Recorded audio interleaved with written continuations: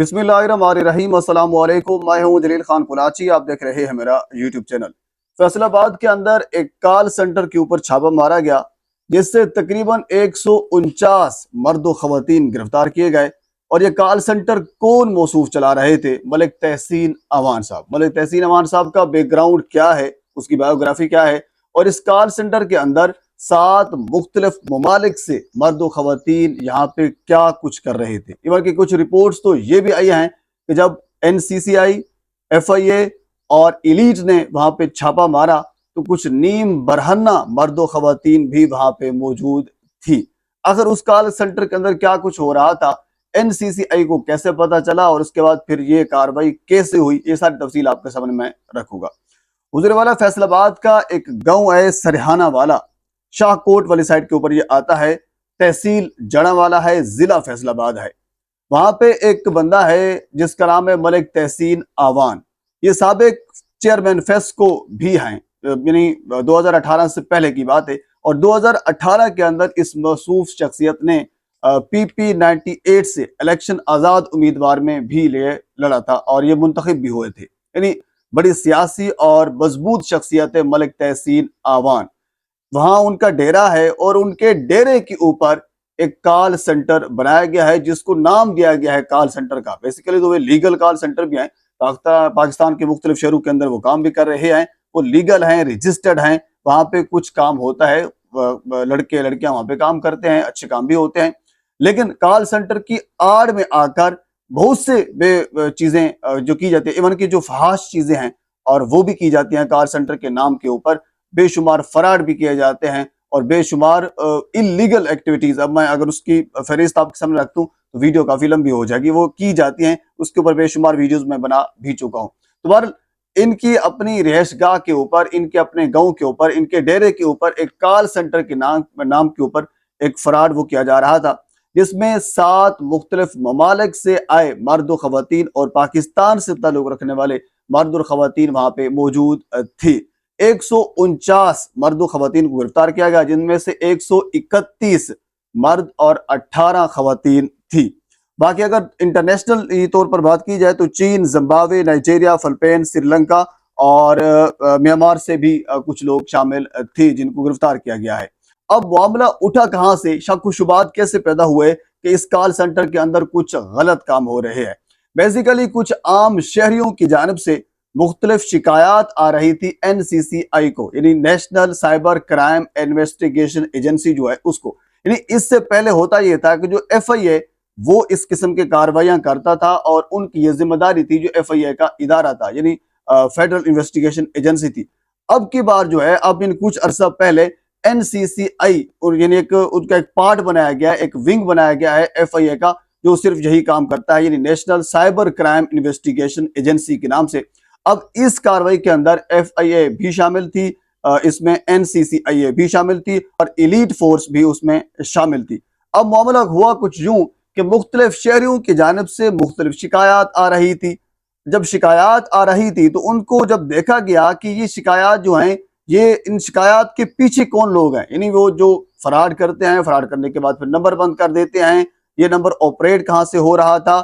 जब इसके ऊपर NCCI ने कार्रवाई की, इसकी तहकीक की, इस मामले को झंझोड़ा, तो फिर ये पता चला कि जड़ावाला का एक गांव है सरहाली, शाहकोट वाली साइड के ऊपर आता है। वहां के ऊपर एक कॉल सेंटर है, उस कॉल सेंटर के अंदर ये सारा चीजें जो है वहां से ऑपरेट की जा रही है। इन मुख्तलिफ शहरियों की शिकायत के ऊपर ये NCCI ने ये छापा मारा। अब उसके बाद जब छापा मारा गया, छापा मारने के बाद 149 मर्द खवातीन गिरफ्तार कर लिए गए। मलिक इशफाक साहब हैं, सिविल जज हैं, उनकी अदालत में इनको पेश कर दिया गया। अब जो मुकदमा दर्ज किया गया है वो उन शहरियों की मुद्दत में, यानी जिन शहरियों ने शिकायत की थी उनकी मुद्दत में, जिसमें मर्द भी हैं, जिसमें खवातीन भी हैं, उनकी मुद्दत में मुकदमा दर्ज किया गया है। और 6 दफात के साथ 7 मुख्तलिफ मुकदमात दर्ज किए गए हैं। 3 पाकिस्तान पिनल कोड या तज़ीरात पाकिस्तान की दफात उसमें लगाई गई हैं और 3 पीका एक्ट की दफात के तहत इन 7 मुख्तलिफ मुकदमा जो हैं वो दर्ज किए गए हैं।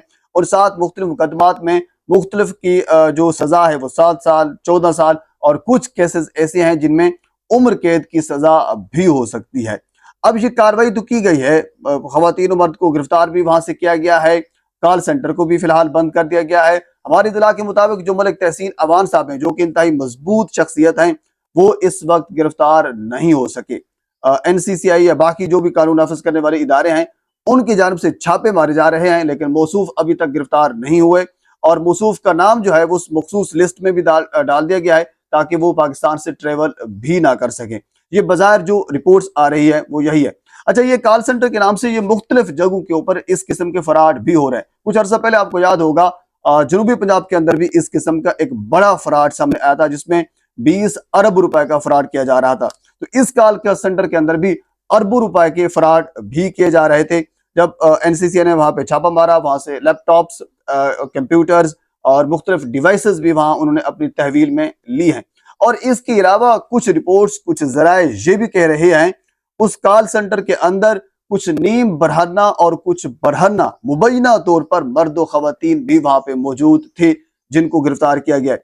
आप मेरे YouTube चैनल के ऊपर देखें तो मेरी सबसे जो हाई रैंक वीडियो है वो इस कॉल सेंटर के ऊपर बनाई हुई है और कॉल सेंटर के ऊपर मैंने बाकायदा वो सबूतों के साथ आपके सामने रखी थी। बाकायदा कॉल सेंटर के ऊपर कॉल की थी और कॉल करने के बाद फिर वहां से जब मैंने वहां से कुछ गुफ्तगू की तो वो सारी गुफ्तगू बेसिकली नाजेबा किस्म की गुफ्तगू, यानी नाजेबा किस्म की डिमांड थी और वो पूरी करने की कोशिश उन्होंने की कि हम वो आपकी जो भी डिमांड है हम आपकी पूरी कर देते हैं। यानी बाज़ाहिर कॉल सेंटर के नाम के ऊपर ये चलाए जा रहे हैं और उस वहां पे मुख्तलिफ सहूलियात आप इसको कह सकते हैं, फ्रॉड कैसे जो उसको आप नाम देना चाहें वो उनकी जानिब से सहूलियात होंगी। आवाम जो आवाम है उनकी जानिब से उसको फ्रॉड कहा जाएगा, यानी वो किया जा रहा है। बाजार नाम जो है वो कॉल सेंटर का होता है।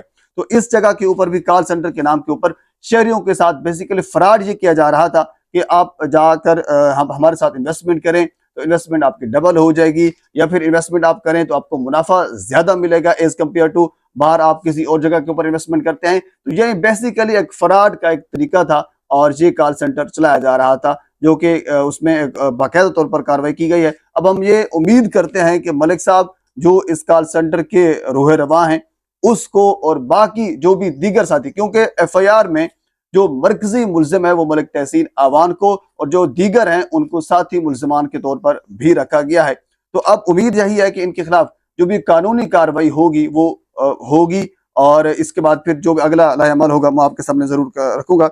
एक मतलब आपसे गुजारिश है मेरे चैनल को सब्सक्राइब कर दें ताकि आने वाले हर इंफॉर्मेटिव वीडियो आप तक पहुंच सके। अल्लाह हाफ़िज़।